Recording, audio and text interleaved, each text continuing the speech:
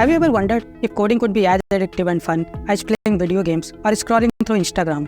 What if I told you there is a way to make your brain want to code just as much as it craves games or social media? Just for context, in my coding career, I have learned 9 programming languages, built over 40 coding projects, solved more than 1500 lead code problems, and cleared interviews at multiple big tech companies. But I didn't start out this way. In fact, I was the opposite. I was a video game addict, spending hours playing games like FIFA and Need for Speed, and a chronic social media scroller. So how did I go from video games to being addicted on coding? In this video, I will share 5 psychological hacks that helped me get hooked to coding, and these can help you rewire your brain to enjoy coding too. Before we jump into the how, let's start with the why. Why are some activities like video games so addictive, while others like coding can be hard to stay motivated for? The answer lies in the single molecule in our brain called dopamine. Dopamine is our brain's wanting chemical.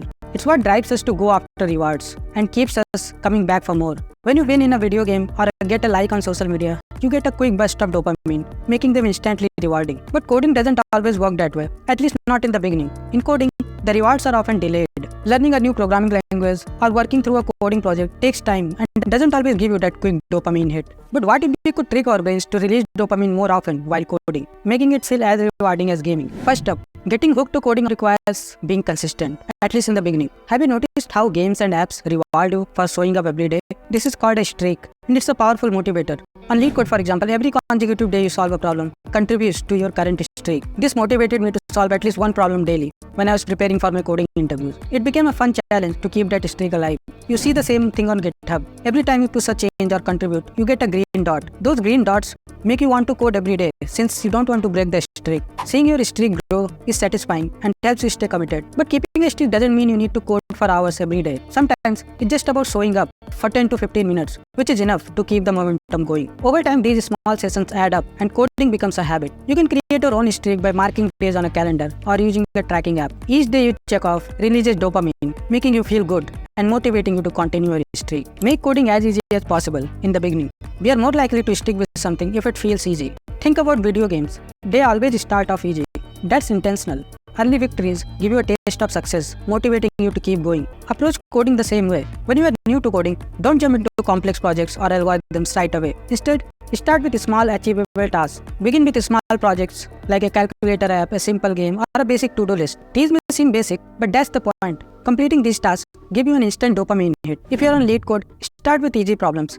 Every solved problem is like a small win that releases dopamine and keeps you coming back. This positive feedback loop helps you form a habit of coding every day. As you get comfortable with the easy stuff, start leveling up. But don't jump from level 1 to level 10. Move from level 1 to level 2. This way you are challenging yourself just enough to improve without feeling overwhelmed. It tricks your brain into thinking coding isn't so hard and it's something you want to keep doing. Next, make coding fun.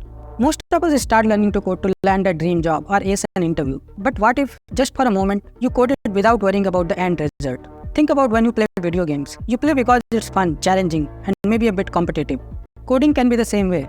In the beginning, code without any pressure or expectation. When I first started learning to code, it was with C language. And honestly, I found it dull and boring. It felt like something I had to learn to get a good grade, not something I was excited to learn. But things changed when I picked up Python during my summer break. For the first time, I felt like I could actually create something. After learning the basics, I started building little things. First, a simple calculator app, then games like Pong and Tetris, and then full stack applications. I was building things just for the sake of building them. I wasn't thinking about grades, interviews, or jobs. Just the excitement of creating something from scratch. Over time, I realized that when I genuinely enjoyed what I was creating, I would lose track of time, and that's when coding started to become more than just a skill. It became a passion. So how can you make coding enjoyable for yourself? Start by picking projects that genuinely excite you. These projects are easy enough to finish in a short time, but engaging enough to keep you interested. These projects don't need to be portfolio worthy or career changing. They are just for fun. When coding becomes fun, it shifts from something you have to do to something you want to do. Now let's talk about how you can gamify coding to reward yourself every day. The answer is to have a checklist of tasks and tick them off as you complete them. In video games, each mission or level you complete gives you points, new abilities, or just the thrill of winning. This reward triggers a dopamine release that keeps you playing. Similarly, think of checklist as a series of mini missions. Every time you cross an item off checklist, it gives you a dopamine hit that helps you stay motivated. and keeps you coming back for more. Now, creating a checklist for coding isn't just about listing random tasks. It's about breaking down your big goals into bite-sized tasks. Decide what tasks are crucial to get started and prioritize them. Identify 1 to 3 tasks to accomplish every day. While learning something new, create a checklist of topics to cover. Go as granular as possible and add subtopics as part of your checklist.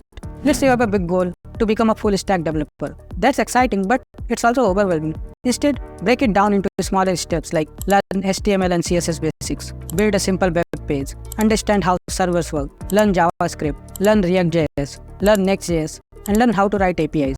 For each of the steps, go deeper and create a checklist of things you need to learn and build. When you have a checklist in place, every day feels like a small victory. Even if you don't finish everything, you have a clear view of your achievements and what's left. You can use an app like Notion or a simple to-do list to create your checklist and track your progress. Alright, let's talk about one of the most powerful yet underrated aspects of learning, novelty. Our brains are wired to seek out new experiences.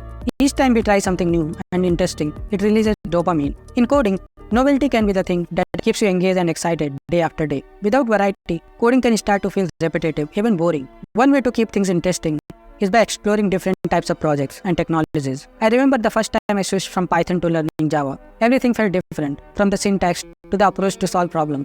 But that challenge was also what made it exciting. If you have been working on web development for a while, try something different. Maybe build a game or experiment with AI models. Each type of project brings its own set of challenges, tools, and skills, giving you that novelty boost. And novelty isn't just about what you learn, it's also about how you learn. Sometimes the same topic presented in a new format can completely change how you feel about it. If you're used to watching videos, experiment with hands-on projects. Now let's talk about something that might sound a bit uncomfortable, a dopamine detox. The idea behind a dopamine detox is to reset your brain's reward system by cutting back on high dopamine activities like social media and gaming. When you lower these instant rewards, your brain becomes more receptive to the dopamine that comes from productive activities like solving a coding problem or completing a project. Start by identifying the activities that give you those instant dopamine hits and can take away time from coding. For me, it was spending too much time on social media and playing video games. Try to avoid these high dopamine activities early in the day. If you start your day with them, important tasks like coding can seem less appealing. Instead, use these high dopamine activities as rewards. After you've completed a good number of coding tasks, give yourself a few-minute break to browse social media or watch a video. By doing this, coding becomes the primary focus and distractions become rewards. When you reward yourself, you are telling your brain, this is good, let's do it again. So celebrate your wins, even the smaller ones. Finally, be kind to yourself. Not every day will go perfectly, and that's completely okay. There will be times when you encounter bugs that frustrate you, days where you are feeling off, or maybe moments where it feels like you're not making progress. The important thing is to get back up and keep going, even if it's just a small step forward. I know I've said a lot of strategies in this video, and you don't have to try all of them. Experiment, see what resonates with you, and apply the ones that genuinely make coding more enjoyable and sustainable for you. If you enjoyed this video, you might also like my newsletter where I post weekly articles on coding, DSA, and system design. You can subscribe it at blog.algomaster.io. If this video was helpful, don't forget to subscribe for more content like this. Thanks for watching, and I will